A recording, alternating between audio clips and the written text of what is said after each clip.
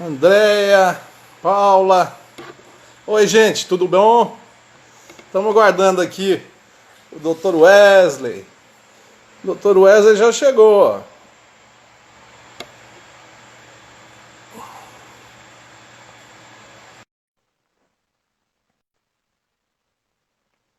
Aguardando aqui. Muito bem. Deixa eu melhorar aqui. Boa noite a todos.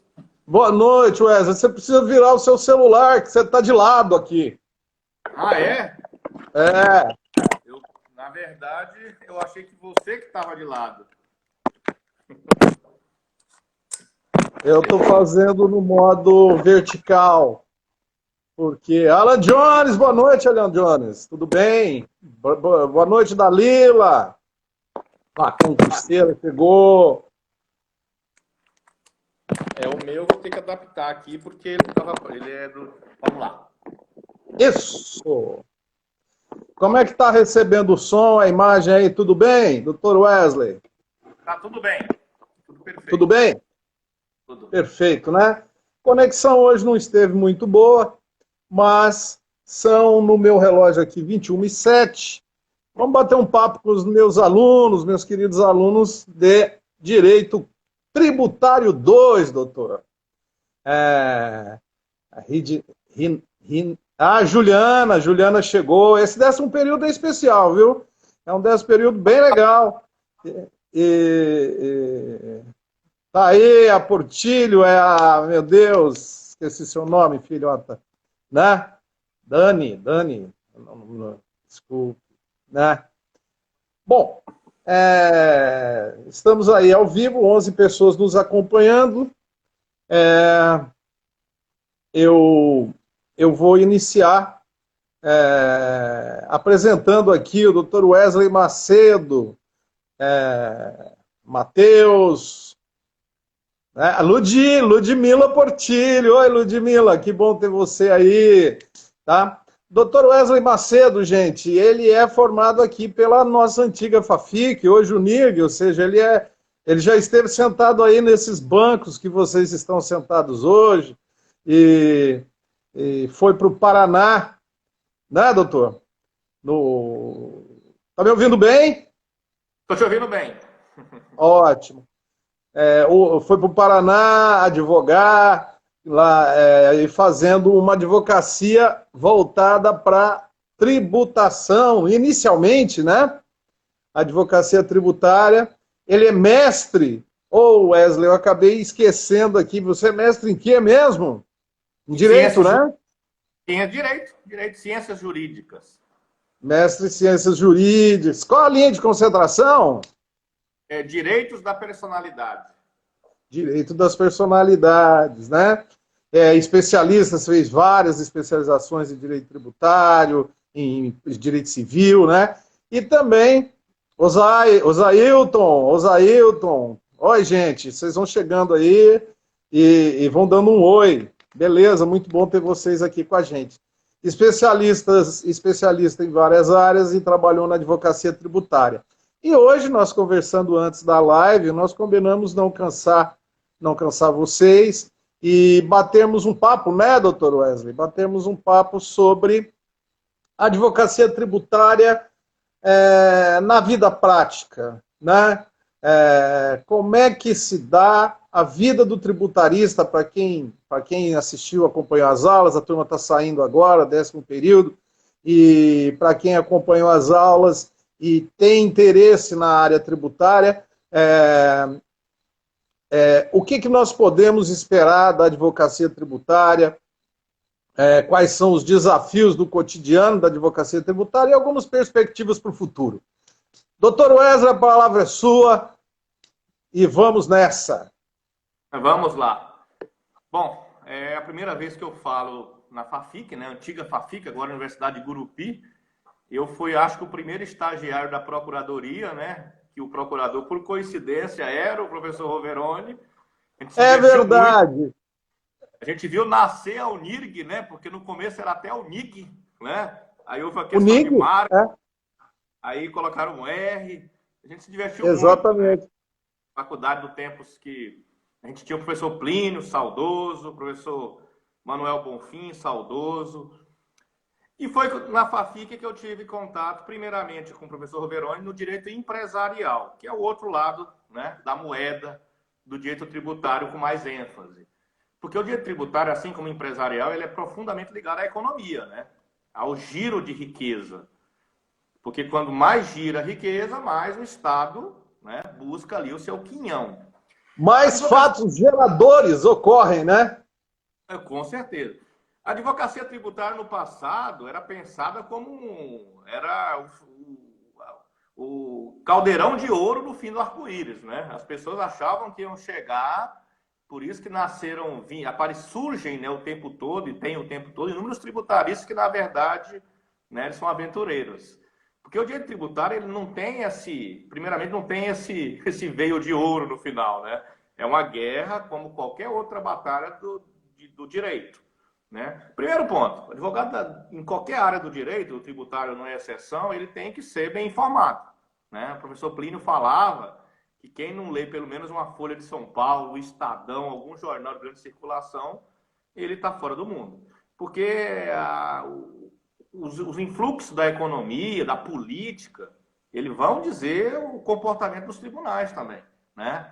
Então, o advogado tributarista ele tem que estar sempre atento ao que está acontecendo. Né? As questões legislativas que estão sendo discutidas no Poder Legislativo, né? A economia que está fraca ou em ascensão. Isso tudo vai dar ao tributarista, né, as teses que vão surgir o tempo todo, teses tributárias que eram interessantes, elas são sepultadas e novas teses tributárias surgem. Surgem como? Através de novas leis. Então, a todo tempo que nasce uma lei, uma alteração legislativa que cria um tributo, altera uma base de cálculo e outra questão, nasce ali uma lide tributária. Porque o empresário, ele o tempo todo ele busca melhorar ali, né, o seu ganho, o seu lucro. E aumentar a produtividade tem limites, né? Então, uma forma de você buscar aumentar o seu lucro, sem ter que aumentar a produtividade e conseguir até o impossível, é diminuir custo. E quem é o maior sócio de qualquer empresa? É o poder público, que, indo bem ou mal a empresa, ela vai ter que pagar tributo. Né? Então, é o grande sócio. Então, o empresário tem que estar sempre tentando buscar uma forma de diminuir seu custo. E aí entra os advogados tributaristas, para num momento, numa visão assim de busca positiva no judiciário, é diminuir custo, combatendo tributos cobrados equivocadamente, buscando tributos que ele pagou a mais. E tem o outro lado, né, que o advogado também trabalha na crise, né, quando o empresário explode, né, de dívidas. E aí vem aquele horror de execução fiscal, todo mundo já ouviu falar de execução fiscal. Na faculdade a gente estuda muito pouco ou quase nada, porque o tempo é muito curto. A gente Daí dá tempo, né? Não dá tempo. E eu vou te falar uma coisa, Wesley. Se naquele tempo não dava tempo, agora então, porque ultimamente o direito financeiro acabou ressurgindo com muita força, né? O impeachment da Dilma, a lei de responsabilidade fiscal, a importância do orçamento, a importância da despesa pública e tudo mais. E aí nós na universidade ainda, no nosso caso, ainda temos que dar mais ênfase ainda ao direito financeiro.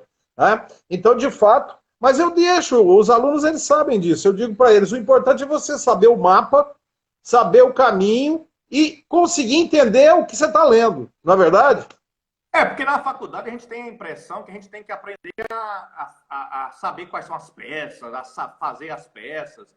E, na verdade, isso não é tão importante. O importante é entender a lógica, né, de todo o sistema. Se você entendeu a lógica, se mudou a lei, se criou uma nova ação, isso tudo tem pouca relevância. É igual eu me formei em 2001, né, em janeiro de 2002 com o Lei Grau, nasceu o Código Civil. E agora, em 2015, nós fomos pegos com o Código Civil. Aí eu pergunto, teve um grande impacto? Não. eu tive que dar uma reciclada e bola para frente, porque aquela base do direito que a gente aprendeu muito bem, que é a teoria geral, que todo mundo na faculdade não dá muita bola, aquilo que é o diferencial. Aquilo que é realmente o que vai definir, né, os meninos dos homens. Né? Porque a execução fiscal, se você entender o que é uma ação de execução, pronto. Se você entendeu a teoria geral do processo, está resolvido. Né? Mas a execução fiscal é a primeira ação que eu gostaria de falar, que para nós que defendemos o contribuinte, é uma tragédia, né?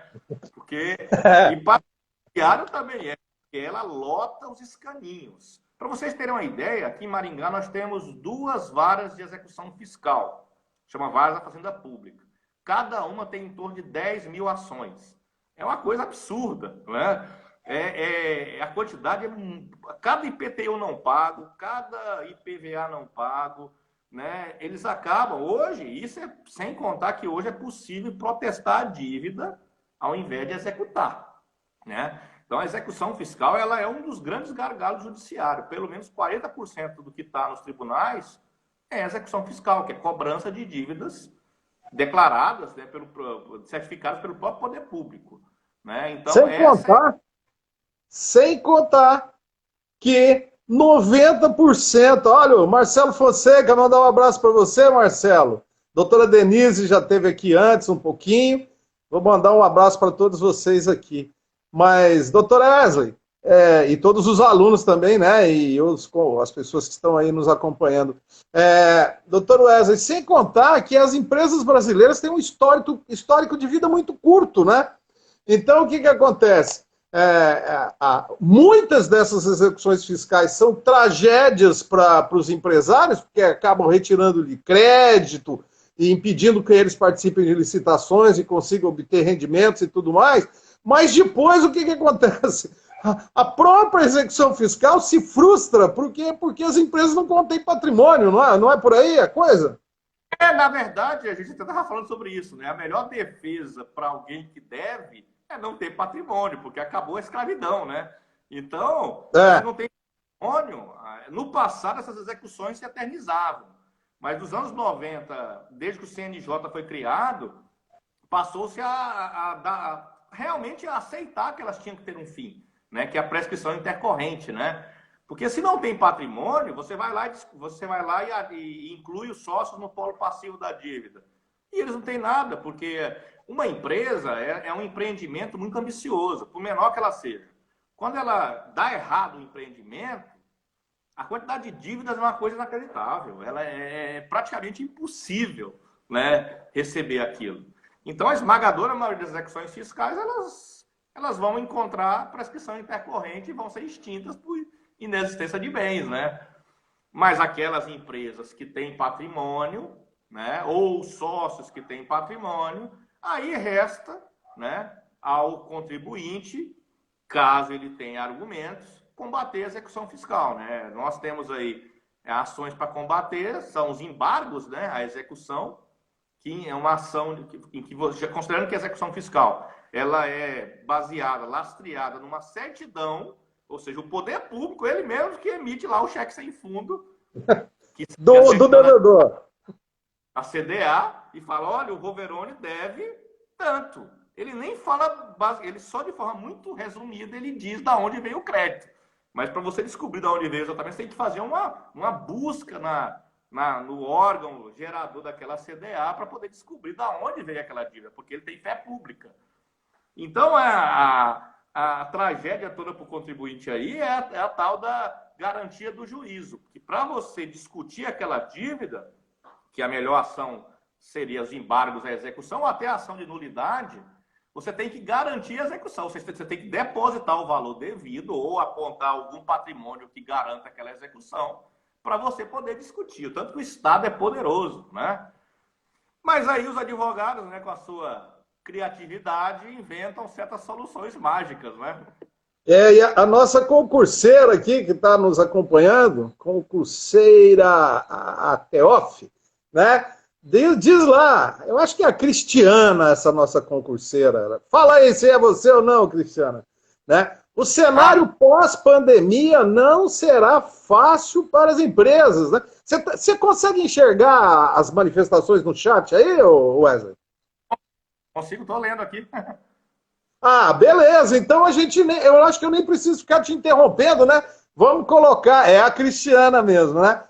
Ela vai trazer um problema muito sério, porque o poder público vai perder muita receita, está perdendo, né? Isso é evidente.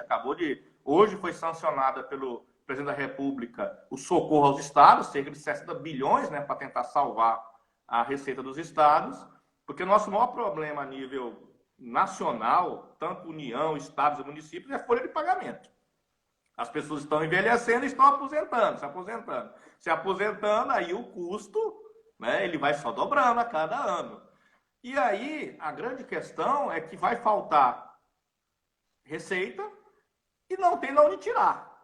Então, o que vai acontecer? As execuções fiscais, elas terão um pouco mais de empenho, né? Porque a gente sabe que pelo menos 10% daquele universo que é executado, eles têm condição de pagar. E nem todos pagam, né? Fazem de tudo para fugir do pagamento. Então, pode ser que tenha aí, né? A área federal, ela tem uma questão muito interessante, que são os acompanhamentos especiais para grandes devedores. Então, quando a Procuradoria da Fazenda Nacional tem grandes devedores, o tratamento é VIP, para encontrar patrimônio, né? Porque a maioria da execução fiscal é volume, mil estagiários, robôs, né, no sistema, porque não tem condição de gestão, não tem pessoal suficiente. Agora, para grandes devedores, então vai haver aí uma caça às bruxas na área tributária, no sentido de buscar valores, né? Por outro lado, vai ter um efeito muito ruim para o contribuinte que for discutir tributos ilegais, né? Por mais que o aluno o acadêmico é muito incomum a gente imaginar que o Estado cobra tributos ilegais, ele cobra? Como cobra? O tempo todo ele cria tributos ilegais. E por quê? Ou inconstitucionais? Porque o Supremo tem aquele entendimento, né, do efeito ex nunc, né, que não retroage. O que ele faz? O Estado vai lá, cobra um tributo irregular, fica 6, 7 anos, né, cobrando. Os tributos vão para a justiça, é o tempo que demora para o Supremo decidir. Quando o Supremo decide, ele fala o seguinte: quem pagou, pagou, a partir de agora não se cobra mais. Só vale a partir de agora, é o ex nunc, né? Então, isso acaba sendo interessante para o Estado cobrar tributos ilegais e inconstitucionais, porque no final ele não devolve, né? Então, isso pode acontecer. E a outra questão, aquela briga dos contribuintes tentando derrubar cobranças irregulares, vão ficar mais difíceis. Porque, por mais que o juiz ele esteja vinculado às regras do ordenamento, a gente não pode esquecer a análise econômica do direito, né? Que analisa o caixa. Se perceber que o caixa não suporta, ele vai simplesmente, né, superar certos entendimentos mais conservadores e considerar até mesmo uma cobrança ilegal, legal, né? Basta lembrar aí a cobrança dos inativos, né? Os alunos devem achar normal um parente que é aposentado pagar, né, o INSS. Aposentadoria. Mesmo após aposentado, ele acha normal, mas na nossa época isso era impensável. Era impensável porque, só para lembrar, nós comentamos isso em aula, né? Quando falamos das contribuições. Contribuição previdenciária é causal. Você contribui para aposentar. Depois que você aposenta, para que você vai contribuir? A única resposta é que nos anos 90 transformaram a contribuição previdenciária num imposto. É um imposto que o próprio aposentado paga pelo custo social de um Estado que não soube gerir um sistema de previdência capaz de ser autossustentável. Então, nós temos que sustentar a previdência para a gente poder ter previdência, mesmo depois de aposentado, né? É por aí, né? Isso, na época, era impossível imaginar o entendimento do Supremo nesse sentido, né? Mas o que o Supremo fez? Fez conta. Ele viu que o sistema não ia suportar e falou: é melhor a realidade dentro do possível, né, o limite do razoável, do que deixar o sistema quebrar, no entendimento dele, né? E passou-se a cobrar. Ou seja, O direito é um ideal, né? É uma utopia. Uma utopia no sentido de nós perseguimos o melhor o tempo todo. Só que a realidade prática do direito nem sempre atinge esse ideal de direito, de justiça que nós imaginamos, né? Nós buscamos. Então, assim, o advogado tributarista ele tem que também estar com o pé na realidade. Então, esse ano, os próximos anos, vai ser um momento aí um pouco difícil para o advogado tributarista, no sentido de, pelo menos na questão de busca de ilegalidade de tributos e de taxas e contribuições de melhoria e impostos, isso não será tão fácil, né? Porque ele segue o fluxo e o refluxo econômico, né? Se as vacas emagreceram, menos leite, né? Se as vacas estão mais gordinhas, teremos mais leite. Ou seja, é a questão do limite do possível, né? Infelizmente, a crise ela atinge a todos, até mesmo as teses, elas se fragilizam. E aí, doutor, não sei se o senhor viu, estamos com a presença ilustre do nosso querido Cristiano Mota. Que é causal, mas a emenda 41, 2003. É a decisão do STF, acabaram com a gente. Acabaram com a gente, mas mantiveram o Estado. Eu acho que essa pandemia, ela não tem nada de bom, né? Se bem que até um relógio quebrado 2 vezes por dia marca a hora certa. Mas ela vai fazer as pessoas, enfim, refletirem que não adianta você esperar um Estado grande achando que ele sempre vai ter recursos.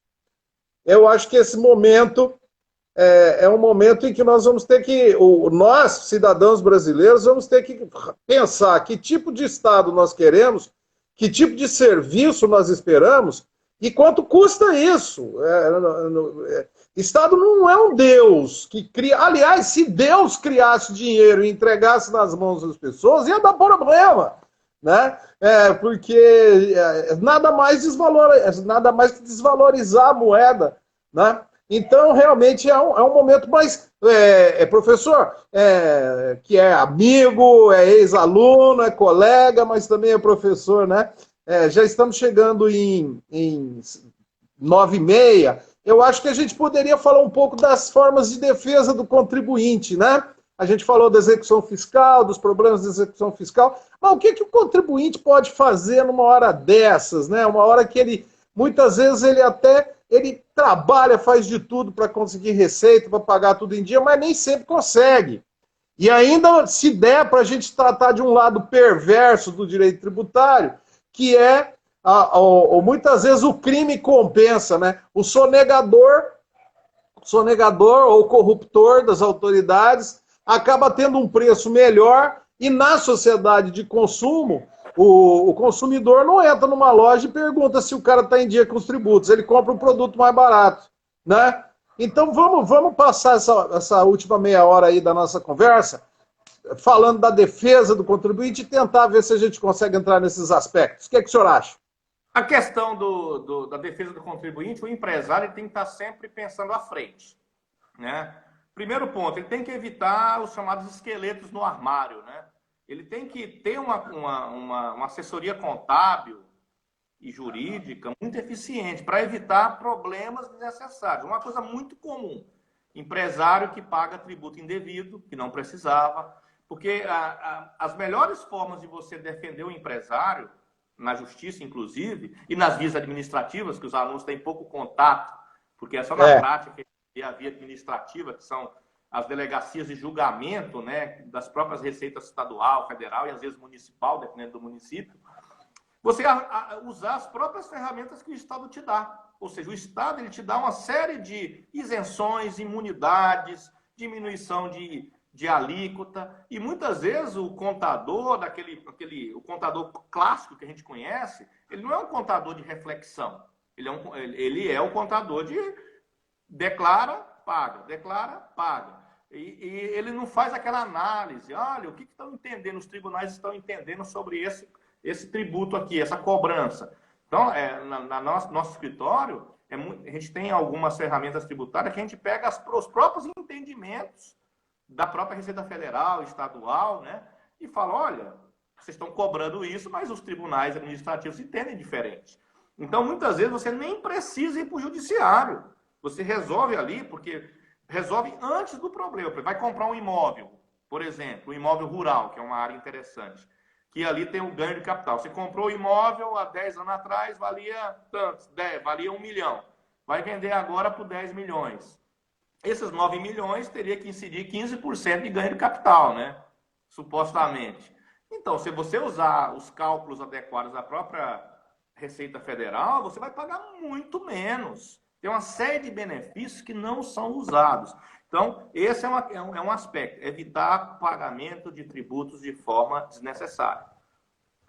Porque depois você vai ter que ir para a justiça buscar e rezar para ainda ter prazo. Segunda questão, evitar infrações fiscais que poderiam ser evitadas.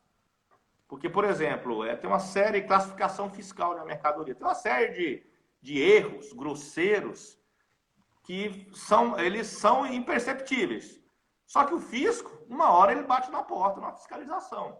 E aí ele pega 5 anos para trás, joga uma multa de até 150% em cima, e às vezes até um crime tributário, e ali você tem a sua empresa colocada em xeque. Então, esse é o primeiro aspecto. É com consultorias adequadas, evitar pagamentos indevidos de tributos e também evitar infrações desnecessárias, né? É um aspecto de defesa preventiva. Porque no direito, na advocacia, a gente aprende muito rápido. Na faculdade, o Roveroni já falava, a gente tinha que mudar a mentalidade para prevenir, ao invés de depois procurar o judiciário. A prevenção é a melhor solução, né? Ela garante até resultado, né? Você ir para a justiça por litígio, aí você não sabe quando vai acabar, nem o que vai acontecer, né? E aí nós chegamos num drama, né? Chegamos numa situação dramática, muitas vezes, porque o empresário quer se prevenir, quer pagar tudo certinho, quer dar... Mas o nosso país, na loucura tributária que vive, né? Porque tem o município, tem o estado, tem a União, todo mundo tributando, sobretudo o empresário, né? Que é aquele que tem todo mês tem que bancar lá, né? Uma insegurança jurídica na produção de normas. Acrescido a isso, uma insegurança jurídica, muitas vezes, no posicionamento dos tribunais. Isso realmente é um desafio para o tributarista, não é verdade? O tempo todo você tem que repensar aquilo que você já sabia. Porque o tempo todo uma tese que era forte, ela se fragiliza. E às vezes, já aconteceu, até engraçado, de eu entrar com uma defesa fiscal, colocar uma tese fraca e uma tese poderosa. E eu ganho pela fraca, né? A poderosa é desprezada. Então, assim, é inacreditável tudo isso, né? Mas a defesa do contribuinte é muito difícil, porque a gente não pode esquecer que a infraestrutura do Estado é muito maior, né? E quem nomeia os ministros dos tribunais não são os advogados, né? São os representantes. Nem os contribuintes. São os representantes do Estado, né? O presidente da República, o governador, e aí ele nomeia pessoas, não tem nada a ver com corrupção, nem nada disso, mas ele vai nomear aqueles que têm uma visão mais fiscalista, no sentido de proteger os cofres públicos, né?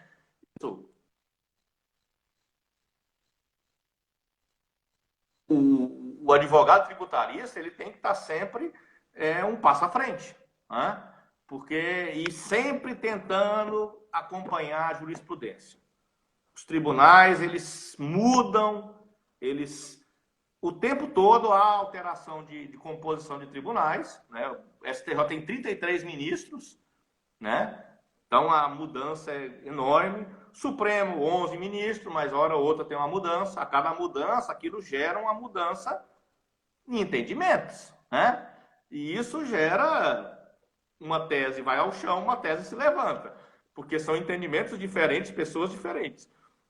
Então, o empresário, na prevenção e no contencioso, ele vai ter enorme dificuldade, mas ele tem, nessas ferramentas, se ele tiver uma boa assessoria, contadores e bons advogados, são duas ferramentas que ele não pode abrir mão.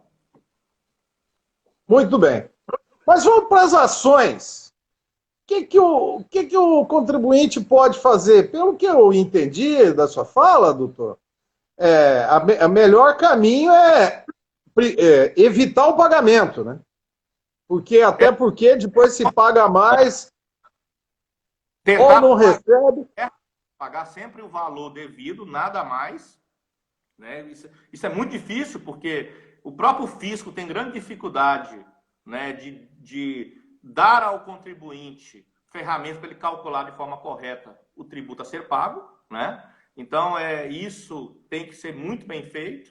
Também a questão de evitar infrações tributárias desnecessárias, né? Você pode evitar, né? E a questão da defesa, as ações, o contribuinte ele tem algumas ações clássicas, né? Tem o mandado de segurança, que é uma ação para qualquer ato abusivo coator, né?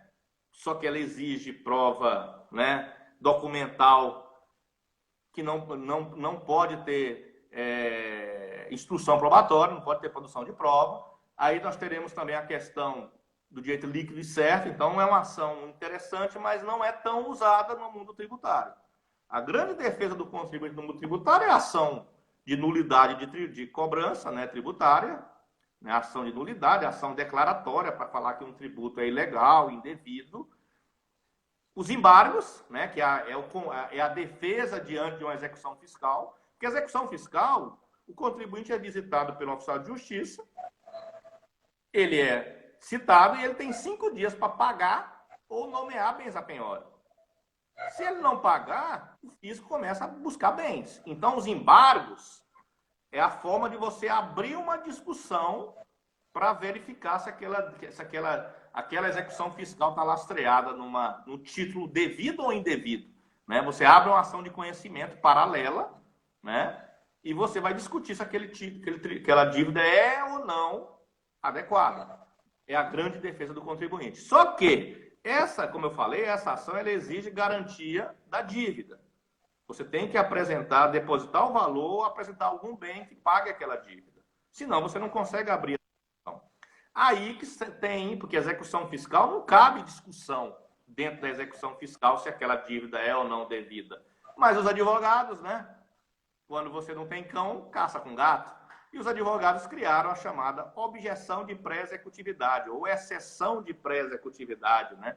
Que é uma petição simples, em que ele alega uma matéria de ordem pública, a dívida é prescrita, a dívida essa cobrança é totalmente indevida, eu já paguei, ou não sou eu, quem deve não sou eu, é fulano, você errou, é ilegitimidade. E aí você apresenta na própria execução, né? Não tem que pagar nada, ainda tem honorário se você ganhar, né? Então, é uma ferramenta que, por muito tempo, os tribunais eles foram antipáticos a essa medida, mas com o tempo, para evitar execuções fiscais completamente injustas, a objeção de pré-executividade passou a ser aceita e hoje é pacífico, né? Só que não é qualquer matéria, você não pode produzir prova, não pode ouvir testemunha, não pode pedir perícia, você tem que apresentar uma petição simples e ali alegar ali a matéria de ordem pública. É uma grande ferramenta fundamental para você não ter o sofrimento de ter que depositar o valor, bloquear um bem apresentando como garantia para poder embargar. Então, a objeção é uma ferramenta interessantíssima. E, uma forma muito legal, se você ganhar, tem honorários advocatícios, né? Essa é a parte interessante para o advogado, né? Que agora, né, foi regulada pelo novo CPC de forma bem interessante, o advogado foi valorizado, né? Então, é uma ferramenta muito importante para o contribuinte. Outra forma de defesa é quando o contribuinte pagou um tributo 2 vezes, ou pagou um tributo que não devia. Existe uma ação, chama ação de repetição de indébito. Ele tem 5 anos para propor essa ação do pagamento, em que ele vai buscar a devolução do valor. É uma ação também bastante comum para o contribuinte, né? Basicamente, as ações mais comuns na área tributária, mandado de segurança, um pouco mais restrito, né? A ação de repetição de indébito, os embargos, a execução fiscal e, né, a objeção de pré-executividade não é uma ação, mas é uma ferramenta que você pode usar para contornar toda a barreira e o custo dos embargos à execução, né? Então, basicamente, temos ainda as ações, por exemplo, ações declaratórias de tributo. Eu vou dar um exemplo de uma ação bem interessante que a gente pleiteou aqui no passado e deu certo. Estação aduaneira, Porto Seco, né? Que é uma estação aduaneira seria... em Gurupi se monta aí uma estação que o container que vem importado lá da China desce lá em Santos e para o importador de Maringá, ele quer fazer o desembaraço, nacionalizar a mercadoria em Maringá. Né? Isso é muito... Anápolis tem uma estação dessa. Então, os portos secos, as estações aduaneiras, elas tinham que pagar uma taxa, né? Que, na verdade, era variável e era baseado num decreto e não numa lei. Tributo não pode ser criado por decreto, sim por lei, né? E aí nós entramos aqui na região de Maringá, tinha um porto seco, nós entramos com uma ação buscando 5 anos para trás que foram pagos indevidamente e pedindo a partir dali, né, o não pagamento, né? E essa ação foi muito bem sucedida, porque já existia entendimento dos tribunais. É lógico que o poder público, quando tem uma derrota, a nossa não foi a primeira, lógico, nesse tipo de ação, eles corrigem o erro e emitem ali a lei e passam a cobrar de forma correta, né? Mas ali o tributarista, percebendo esse equívoco, ele ali busca, né, o pago indevidamente, né? Então é uma ação interessante, porque a gente, quando está na academia, a gente não imagina que esses erros, muitas vezes nem possam ocorrer. Acontece o tempo todo. O direito existe porque o tempo todo existem equívocos, né? Erros, ou até mesmo atos dolosos, né, do poder público, né? Então, o Estado é o maior violador de normas, né? A gente sabe disso, né? O Estado, ele é um mal necessário, né? Se a gente conseguir equilibrar ele mais para o bem, mas ele é algo ruim em muitos momentos. E as ações, o Poder Judiciário está aí para equilibrar essa relação. E na área tributária, porque se os alunos observarem, eles vão lembrar dos filmes, Robin Hood, né? Na verdade, todas as revoluções, desde a Inconfidência Mineira, a Revolução, né, Francesa, a independência dos Estados Unidos, tudo aconteceu por causa de cobrança de tributo, né? Lógico que haviam outros fatores, como escravidão, liberdade, mas o grande divisor de águas é cobrança de tributo. O Estado querendo cobrar mais do que ele deveria ou que suportaria o cidadão. Então, a área tributária é uma relação de gato e rato, né? O tempo todo tentando ali encontrar o equilíbrio. E o que vem reforçar a tese que o órgão que mais dói no ser humano é o bolso, né? É o bolso, né? Doutor Wesley, sabe quem está nos acompanhando aqui? A Vera Lúcia Toma. Eu queria deixar o registro aqui. A nossa querida Vera. O advogado... Tive Oi? alguns anos atrás. Um abraço para a Vera. Ótimo. O advogado é o único que movimenta teses. O advogado ele tem que estar o tempo todo pensando e repensando, porque o fluxo dele, acho que todo fim de ano me dá uma crise, tipo assim, acabaram as teses. Aí no ano seguinte nasce mais um mundaréu de teses, porque o mundo ele é ágil, né? A existência ela é muito criativa, né? E os problemas, cada ano que passa, parece que você vive um problema que você não tinha vivido ainda. Então, quando a gente está na faculdade, a gente não imagina que o mundo jurídico seja tão rico, né? O tempo todo, por isso que aquele advogado, aquele juiz, aquele promotor que diz que sabe tudo, que já conhece o direito, ele está falando algo inacreditavelmente sem lógica. Porque o direito é impossível de ser compreendido em sua totalidade. É uma construção permanente, né? Então, o direito tributário, ele tem uma vivência agressiva no sentido de velocidade, porque ele segue a economia, né? O ritmo da economia, o ritmo da política, né? Então, essa questão da Covid vai ter um impacto avassalador, né? Ou vai ser negativo inicialmente, talvez positivo com o tempo, né? Mas quem viver verá, né? Essa é a grande verdade. Tá certo, professor Wesley. Nós estamos chegando no tempo que nós tínhamos combinado da nossa live. Lá do Cristiano Mota, reducionismo econômico, advogado tributarista, reduza tanto a história das grandes revoluções. Né? Isso, a gente precisa conversar mais, na verdade. Bom, estamos chegando por volta de 40 minutos, foi isso que a gente tinha mais ou menos combinado, então a gente já pode partir aí para uma última fase de despedidas, né? Wesley, eu queria te perguntar o seguinte, professor, né? Eu trabalhei com direito tributário basicamente quando eu estava em Santos. Aqui em Gurupi foram poucas as causas que a gente trabalhou na área, né? Mas é o seguinte, você que está trabalhando na advocacia tributária já há tanto tempo, vale a pena ser tributarista nesse país? Com certeza. A área tributária é uma das áreas mais conflituosas do direito, né? E a quantidade de advogados tributaristas que têm realmente compreensão do fenômeno como um todo são pouquíssimos, né? Então, assim, é uma área que tem... É raro, não há como dizer de um empresário que sobreviva sem um advogado tributarista nos dias de hoje. Porque muitos empresários, a sobrevivência dele passa pela consultoria e advocacia tributária. Porque é ali que ele vai resolver uma parte do seu custo. Porque o maior problema de qualquer empresário, ele tem questões trabalhistas, ele tem questões, né, de fornecedores, uma série de problemas. Mas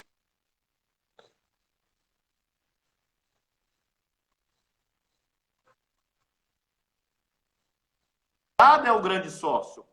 Então, se o empresário, no início, infelizmente, né, muitos acabam vivendo na irregularidade, né, mas com o tempo que o empresário vai começar a tomar uma proporção, né, de presença no mercado, ele vai ter que mostrar a sua contabilidade.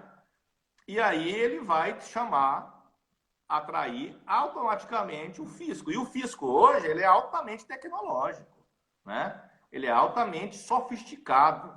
Então, quem declara imposto de renda sabe que hoje você recebe sua declaração já pronta, você apenas confirma ou não confirma, né? Adita, corrige, mas você já recebe ela pronta.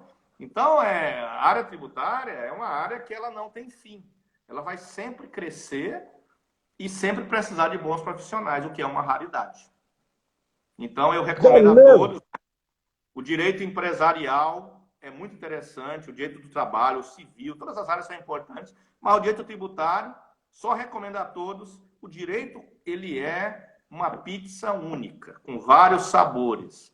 Você não pode dizer que não gosta de um sabor, você pode até gostar de outro mais. Ou seja, a interdisciplinaridade do direito é fundamental.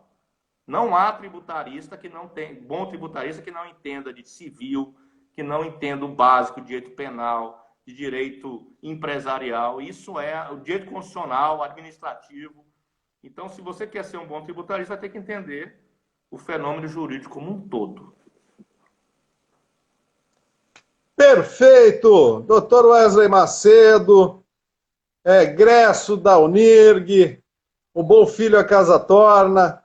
Vamos continuar conversando, agora que essa pandemia fez muita gente despertar para que comunicação, a comunicação remota, ela não é à distância. Comunicação remota é sem distância, né?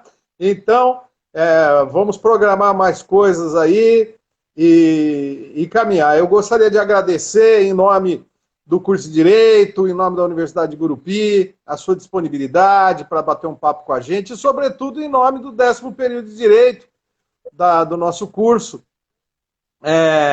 que acompanhou as aulas e está aqui agora, estão presentes e participando, e deixar esse agradecimento, deixar essa saudade, essa amizade, mostrar que a nossa academia ela forma pessoas, mas também cria amigos, né? E é importante deixar essa última palavra aqui, nesse último momento, com o 10º período, porque daqui a pouco todos vocês aí do 10º período sabem que estarão numa outra fase.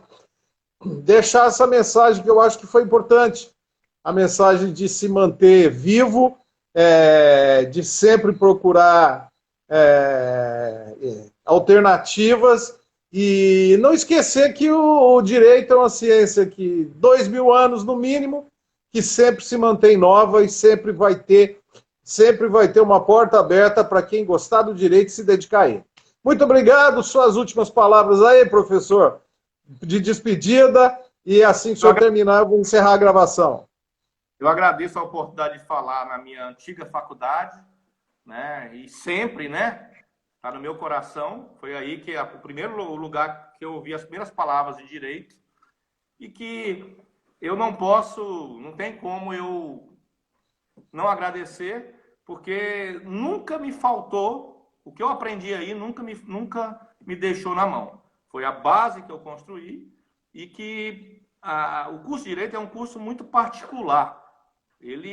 As pessoas elas têm uma autonomia impressionante, mas a FAFIC, a atual Universidade de Gurupi, tem um ambiente de muito amor de seus professores por ela, e é isso que faz ela tão particular, né? Eu tenho muito orgulho de daí ter saído, e muita saudade dos amigos, né? O Gomercindo, o Sidonio.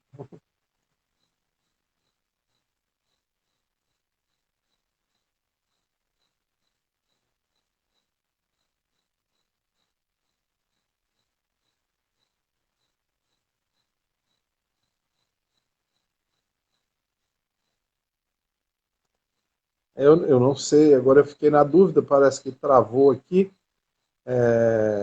Não sei se você está me ouvindo, Wesley. Tá? Isso. Muito bem. Meus amigos, espero que vocês tenham gostado. Mais uma live para o 10º período, mais um vídeo para vocês. E vamos seguir que é só o começo. O fim é só o começo. Tá? Tudo de bom, boa noite a todos. Encerrando aqui.